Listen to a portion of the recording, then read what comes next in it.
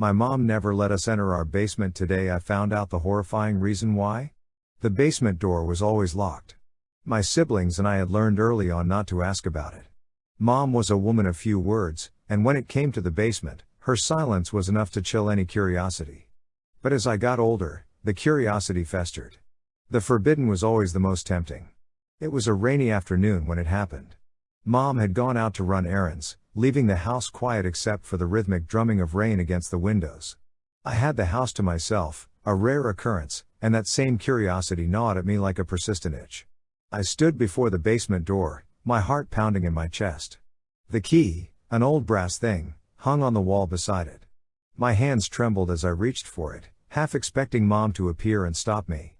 But she didn't, and the key slipped into the lock with a satisfying click. The door creaked open, releasing a stale, musty smell that made me gag. I hesitated, but the pull of the unknown was stronger than my fear.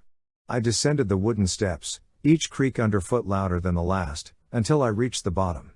The basement was dimly lit, only a single bulb hanging from the ceiling casting a sickly yellow glow. My eyes adjusted, and what I saw next froze the blood in my veins. The walls were lined with shelves, but instead of tools or old boxes, they held jars, dozens of them, filled with a murky liquid. And inside were human organs. Hearts, lungs, kidneys, all meticulously preserved. Some jars were labeled with neat handwriting, the names of the victims written in a careful script.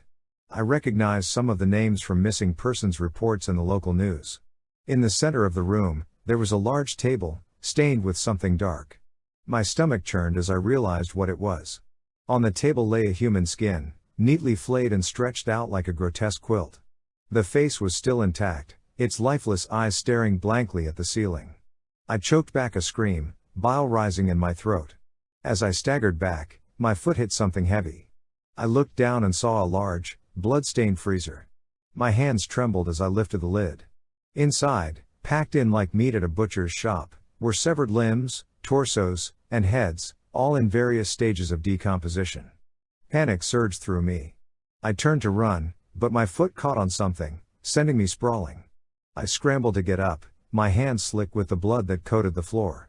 And then I heard it, the familiar sound of the front door opening upstairs. Mom was back. I froze, my breath coming in short, sharp gasps.